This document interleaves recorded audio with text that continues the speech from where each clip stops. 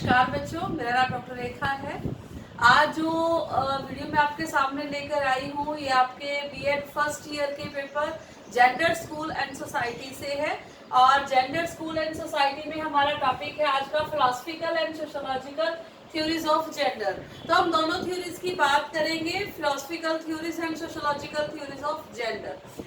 तो फर्स्टली मैं बात करना चाहूंगी कि सिंपली वे में अगर हम बात करें तो philosophy, what is philosophy and what is a philosophical view. तो फिलॉसफी मीन्स हम अपने, अगर कोई भी अपनी पर्सनैलिटी को देखे तो हर एक की अपनी अपनी डिफर पर्सनैलिटी है, सबके डिफरेंट है। हम एक दूसरे से डिफर करते हैं, हमारी पर्सनैलिटी, हमारे व्यूज, हमारा point of view, everything is different. हमारा सोचने का नजरिया, देखने का चीजों को, एवरीथिंग इज डिफरेंट। हम ये कह सकते हैं कि ये मेरा अपना पॉइंट ऑफ व्यू है। तो we can say everyone is a philosopher here, everyone is a philosopher because हमारा सबका देखने का नजरिया चीजों को वो अब सबका अलग अलग है। तो हर एक इंसान की अपनी एक फिलॉसफी है। अगर फिलोसफिकल पॉइंट ऑफ व्यू की बात करें तो फिलोसफिकल पॉइंट ऑफ व्यू हम बात करते हैं कि इस चीज के बारे में दर्शन क्या है, लोगों की आम धारणा क्या है, क्या सोचते हैं। फिलॉसफी मतलब इंटरनल एस्पेक्ट कि आप उन चीजों को लेकर क्या सोचते हैं, क्या आपका पॉइंट ऑफ व्यू है और क्या आपका ओपिनियन है।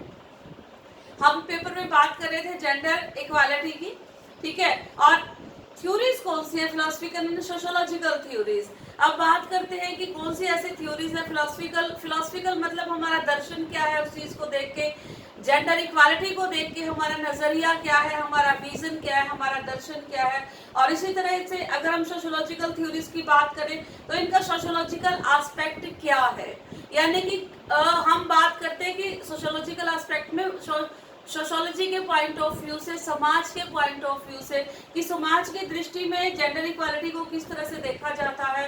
और फिलॉसफी मतलब एक दर्शन की दृष्टि में जेंडर इक्वालिटी को किस तरह से देखा जाता है। तो आज हम दोनों पॉइंट ऑफ व्यू की बात करेंगे, दोनों थ्योरीज की बात करेंगे। यहाँ पर सबसे पहले हम मीनिंग पर चलते हैं, तो आइए देखते हैं meaning. Equality between women and man has been doctrine but recognized international law since the adaptation of 1948 Universal Declaration of Human Rights। आपको पता है कि ह्यूमन राइट्स की यूनिवर्सल डिक्लेरेशन जब हुई तो वहां पर जो जितनी भी डिक्लेरेशन हुई, they all were same for man and women, कि हर चीज की, हर दृष्टि से, हर एस्पेक्ट से उन्होंने ये कहा कि कोई किसी भी तरह का डिस्क्रिमिनेशन नहीं है और ना ही होना चाहिए। अगर हम एजुकेशन पॉइंट ऑफ व्यू से देखें, अगर हम कॉन्स्टिट्यूशनल पॉइंट ऑफ व्यू से देखें तो आर्मी मेल में और फीमेल में किसी तरह का भी डिस्क्रिमिनेशन नहीं होना चाहिए, ठीक है, ये बात कही गई। And as principle enjoys popular sports in many countries, ठीक है। और इस डिसीजन को बहुत सारे कंट्रीज में एंजॉय भी किया गया। इसका मतलब है इस डिसीजन को एक्सेप्ट किया गया, इस डिसीजन को अपनाया गया। Universal declaration of human rights भी इसको कहा जाता है। The idea of gender equal rights has provided formal basis for the international discussion of the position of women। तो ये जेंडर में इक्वल राइट्स किस तरह से होने चाहिए, फीमेल्स को कैसे इक्वल राइट्स मिलनी चाहिए, ये एक बहुत बड़ा इशू था। और एक ये इंटरनेशनल प्लेटफॉर्म पर इस इशू को डिस्कस किया गया, इसके बारे में बात की गई कि how we can afford for gender equality, या फिर हम इन दोनों को, मेल और फीमेल का जो गैप है उसको कम करने के लिए क्या कर सकते हैं, या फिर हम इसके लिए कौन से एफर्ट्स कर सकते हैं जिससे कि जो गैप है ये फिल हो जाए, गैप जो है वो भर जाए और दोनों में इक्वालिटी स्थापित हो। नेक्स्ट देखिए, philosophical theory of gender. Okay, तो फिलोसफिकल थ्योरी ऑफ जेंडर की अगर हम बात करें तो what is the philosophical theory of gender, कि दर्शन, मैंने आपको बताया फिलोसफी इज योर विजन, आपका दर्शन, आपका चीजों को देखने का नजरिया, ठीक है, आप चीजों को कैसे देखते हैं, that is called your philosophy. Okay, और मैंने आपको ये भी कहा कि everyone is a philosopher here, क्योंकि हर एक की अपनी अपनी फिलोसफी है, हर एक का चीजों को देखने का अपना अपना ढंग है, अपना अपना नजरिया है। तो आइए देखते हैं कि फिलोसफिकल पॉइंट ऑफ व्यू क्या है, या फिर फिलोसफिकल थ्योरी ऑफ जेंडर क्या है। तो सबसे पहले शुरुआत करते हैं, relationship between man and women are unequal. ये शुरू से हमारा दर्शन रहा है, हमारी फिलॉसफी। अगर हम वैदिक समय की बात करें तो वहां पर ऐसा नहीं था। मैंने आपको पहले भी बताया था कि उस समय में वीमेंस को ज्यादा रिस्पेक्ट दी जाती थी, ज्यादा रिगार्ड दिया जाता था, बहुत ज्यादा हम ये कहते हैं कि एक डिग्निफाइड पोजीशन थी वीमेंस की।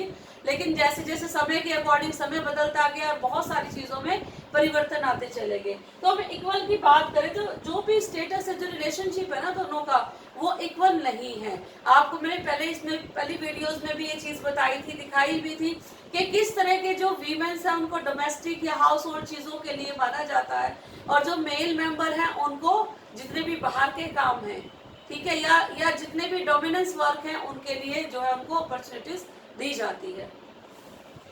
Next, eliminating gender stratification.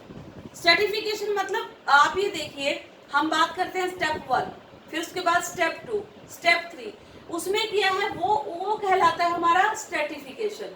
अब अगर एलिमिनेशन मतलब कि इसको हटा देना चाहिए, जो भी स्तरीकरण है, स्तरीकरण का मतलब है, स्ट्रेटिफिकेशन का मतलब स्तरीकरण। स्तरीकरण का मतलब है कि हम लेवल डिसाइड करते हैं कि ये इसका लेवल यहाँ पर है और मेल का लेवल उससे ऊपर का लेवल है। तो जो हम ये स्ट्रेटिफिकेशन करते हैं, हमें इस तरह का स्ट्रेटिफिकेशन नहीं करना चाहिए। इस तरह के स्टेप्स हमें बनाने नहीं चाहिए कि फर्स्ट स्टेप पर जो है वो मेल है और उससे नीचे के स्टेप पर जो है वो फीमेल है। तो इस तरह के स्ट्रेटिफिकेशन जो भी सोसाइटी में हो रहे हैं, उन स्ट्रेटिफिकेशन को हमें रोकना चाहिए। Next is women's are subordinate. मैंने आपको कहा था कि एक हमारी फिलोसफिकल थ्योरी है, शुरू से चलती आ रही है कि वीमेन्स को क्या माना जाता है, as a subordinate of male. ठीक है, तो शुरू से ही ये है कि जैसे आपको कहा जाएगा accordingly you have to work, ठीक है, उसी के अकॉर्डिंग आपको काम करना है। तो for many years you are working as a subordinate for the male member of society. Next is family and religion. अगर हम फैमिली की बात करें तो फैमिली में भी यही है, डोमिनेंस किसका है, फादर का है, ठीक है। पैट्रियार्चिक सोसाइटी है, पैट्रिकल सोसाइटी है, तो उसमें यहाँ पर डोमिनेंस किसका होगा फैमिली में, अक्सर या तो फादर का होगा, उसके बाद ब्रदर का होगा। तो हमारी सोसाइटी में वो चीज चलती आ रही है। और अगर हम रिलीजन की बात करें तो सेम इज इन रिलीजन। जैसे हमारे जितने भी धर्म गुरु हैं या हम बात करें रिलीजियस लीडर्स हैं, ठीक है, वो सारे कुछ को छोड़कर लगभग ज्यादातर जो मेजोरिटी है वो मेल्स की है वहां पर भी। Okay, next is economy, political system. Economy भी जितनी होल्ड करते हैं मोस्टली इन आवर कंट्री, जो होल्ड है इकोनॉमी पर, हमारे देश की आर्थिक व्यवस्था पर या फिर राजनीतिक सिस्टम पर, राजनीतिक व्यवस्था पर जो होल्ड है वो मेनली किनका है, वो मेल्स का है। तो परिवर्तन तो नहीं हो रहा ना उन चीजों में, जिस तरह से परिवर्तन होना चाहिए था इस तरह से हमारा जो परिवर्तन है वो उस व्यवस्था में नहीं हो पा रहा है। क्योंकि नेक्स्ट देखिए, मेल डोमिनेंस इन सोशल इंस्टीट्यूशंस। हमारे जितने भी सोशल इंस्टीट्यूशंस हैं, चाहे वो फैमिली है, चाहे वो होम है, चाहे वो स्कूल्स है, ज्यादातर इन इंस्टीट्यूशंस में किसका डोमिनेंस है, आप देख लीजिए चारों तरफ मेल डोमिनेंस है यहाँ पर, ठीक है। तो उसके बाद है मेल डोमिनेटेड फीमेल्स, और जो मेल्स हैं हमेशा, अक्सर, नॉट कि हमेशा ही, अक्सर की हम बात कर रहे हैं कि हमेशा अक्सर क्या करते हैं कि फीमेल्स को डोमिनेट करते हैं, जो उनके सबऑर्डिनेट्स हैं उनको डोमिनेट करते हैं। नेक्स्ट इज पैट्रियार्कल सोसाइटी, ठीक है, पितृ प्रधान समाज। यानी कि इसमें क्या है कि जहां पर भी आपकी फैमिलीज में या जहां पर भी देखिए, यहाँ पर किसकी ज्यादा पावर है, किसकी ज्यादा चलती है, मदर की या फादर की। तो मेनली जो डिसीजन है, ठीक है, वो किसके द्वारा लिए जाते हैं, आपके फादर के द्वारा लिए जाते हैं। ओके, तो ये सारा था आपका फिलोसफिकल पॉइंट ऑफ व्यू और फिलोसफिकल थ्योरी। ओके, नेक्स्ट हम बात करते हैं कि constitution provisions for gender equality. अब हमारी फिलोसफिकल थ्योरीज चल रही हैं बहुत टाइम से, वो चीजें हमारी, हम कह सकते हैं कि रूट्स में, ठीक है ना, वो बहुत टाइम तक रही और अभी भी पूरी तरह से वो चीजें नहीं गई हैं, अभी भी वो चीजें हैं। लेकिन हमारे संविधान ने भी कुछ प्रोविजन इसके लिए किए हैं कि जिसके एफर्ट से हम इक्वलाइज कर सकते हैं। किसको इक्वलाइज कर सकते हैं? मेल और फीमेल को, या फिर जेंडर इक्वालिटी को लाने में सक्षम हो सकते हैं। तो आइए देखते हैं कौन से प्रोविजंस हैं वो। Right to equality, article 14 to 18। हमने आपको पहले ही बताया था कि in the law, in the eye of nature, they all are equal on the basis of caste, on the basis of culture, on the basis of creed, there is no discrimination। किसी भी तरह का कोई भी भेदभाव हमारे कानून ने नहीं किया, चाहे वो मेल है चाहे वो फीमेल है। यानी ऐसा नहीं है कि मेल के लिए ये कानून अलग है और फीमेल्स के लिए अलग है। ठीक है, सबके लिए बराबर की इक्वालिटी है 14 to 18 आर्टिकल्स में। नेक्स्ट देखिए, right to freedom. Freedom 19 to 22। Right to freedom में क्या है कि आपको सब तरह की आज़ादी है। सब तरह की इन द सेंस कि आप अपने देश के किसी भी हिस्से में जाके रह सकते हैं। ठीक है, आप कोई भी धर्म अडॉप्ट कर सकते हैं, आप जो भी जीवन में करना चाहते हैं आप वो काम कर सकते हैं। ठीक है, उसके बाद देखिए, right against exploitation 23 and 24। Exploitation अगर किसी भी तरह का शोषण हमारे साथ होता है, ठीक है, उस शोषण के विरुद्ध हम आवाज उठा सकते हैं। अब जैसे हम बात करते हैं, ठीक है, बाल विवाह की आप बात कर लो, बाल मजदूरी की, चाइल्ड लेबर की बात कर लो, तो इस तरह का एक्सप्लॉयटेशन अगर हमारी सोसाइटी में होता है तो हम उस एक्सप्लॉयटेशन के खिलाफ जो है वो हम आवाज उठा सकते हैं। Next, right to freedom of religion 25 to 28। किसी भी धर्म को अपनाने की स्वतंत्रता है आपको। आप मंदिर, मस्जिद, गुरुद्वारे, कहीं पर भी, जहां पर भी आपको शांति मिले आप वहां पर जा सकते हैं। ये हमारे संविधान ने हमें स्वीकृति दी है। नेक्स्ट है कल्चरल एंड एजुकेशनल राइट्स 29 और 30। यहाँ पर क्या है कि जितने भी आप अगर किसी भी धर्म को, किसी भी जाति को या किसी भी कल्चर को अपनाना चाहते हैं तो उसमें कोई भी बंदिश नहीं है। आप कहीं पर भी जाके किसी भी इंस्टीट्यूशन में एडमिशन ले सकते हैं और अपनी स्टडीज को कंप्लीट कर सकते हैं। ओके स्टूडेंट्स, तो आइए नेक्स्ट देखते हैं, सोशियोलॉजिकल थ्योरी ऑफ जेंडर। पहले तो हमने करी फिलोसफिकल पॉइंट ऑफ व्यू की बात। फिलोसफी मतलब आपका दर्शन क्या है।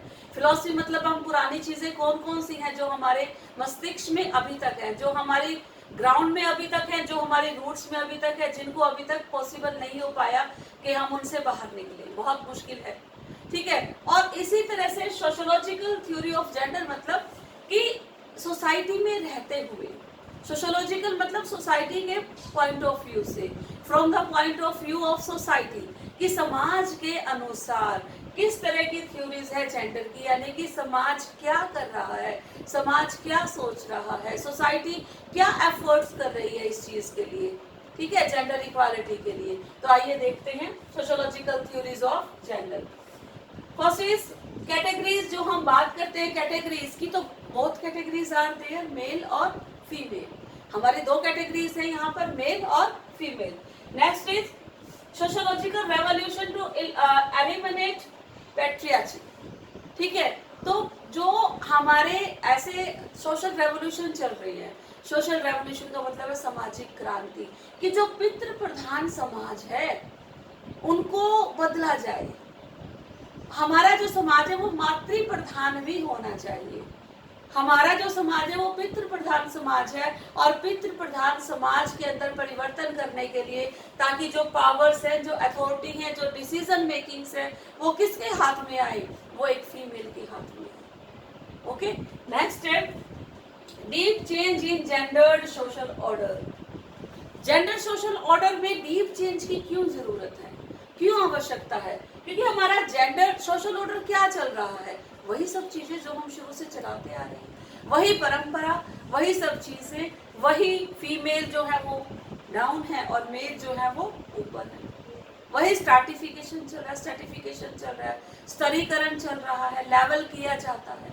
तो वो सब चीजें जो है उनमें डीप चेंज की आवश्यकता है, यानी कि गहराई से उनमें परिवर्तन की आवश्यकता है। ठीक है, status should be based on capacities. Yes, main thing is that हम कहते हैं कि ये मेल है तो ऑल राइट रिजर्व, मेल है तो ये कर सकता है, मेल है तो ये कर सकता है, ऐसा नहीं होना चाहिए।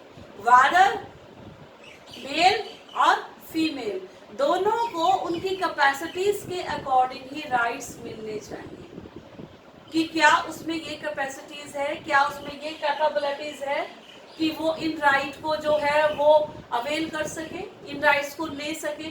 तो उनकी कैपेसिटीज के अकॉर्डिंग ही उनको स्टेटस मिलना चाहिए सोसाइटी में। Next is positive role of mass media and social groups. हमारे बहुत सारे ऐसे सोशल ग्रुप्स हैं जो वीमेंस के लिए काम कर रही हैं, वीमेंस अवेयरनेस के लिए काम कर रहे हैं, औरतों की जागृति के लिए काम कर रही हैं। बहुत सारे ग्रुप्स ऐसे हैं और मास मीडिया का तो सबसे इम्पोर्टेंट रोल है। आज अगर हमारे अंदर अवेयरनेस आई है तो मोस्ट इम्पोर्टेंट जो उसमें रोल प्ले कर रहा है उसमें मास मीडिया रोल प्ले कर रहा है, उसमें हमारा एजुकेशन सिस्टम रोल प्ले कर रहा है। क्योंकि जितने परिवर्तन जो पहले स्थिति थी वीमेंस की और आज की जो स्थिति में परिवर्तन है उसमें सबसे बड़ा जो रोल प्लेइंग वर्क है वो किसके द्वारा किया जा रहा है, मास मीडिया के द्वारा और एजुकेशन के द्वारा और सोशल ग्रुप्स के द्वारा। Efforts of NGO, non government organization, कुछ ऐसी संस्थाएं हैं जो वॉलंटरली इस चीज में काम कर रही हैं कि वीमेन को कैसे अपलिफ्ट करना है, लेडीज को कैसे उठाना है, कैसे उनको इक्वली राइट्स हमें प्रदान करने हैं। इक्वली राइट्स का मतलब क्या है कि आपने बहुत जगह ये चीजें देखी होंगी कि काम तो इक्वली दिया जाता है लेकिन अगर सैलरीज की बात आए तो वहां पर कुछ अमाउंट जो है वो लेडीज का कम कर दिया जाता है। ठीक है, तो बहुत सारे एनजीओज हैं जो इस फील्ड में काम कर रही हैं। Acquisition of gender identity, acquisition किसकी, जेंडर आइडेंटिटी की। जिज्ञासा किस चीज की, जेंडर आइडेंटिटी की पहचान हो हमारी कि being a gender whether you are male और female you should be identified. आपकी एक पहचान समाज में, सोसाइटी में होनी चाहिए। तो ये सारे एस्पेक्ट थे हमारे सोशियोलॉजिकल थ्योरी ऑफ जेंडर के।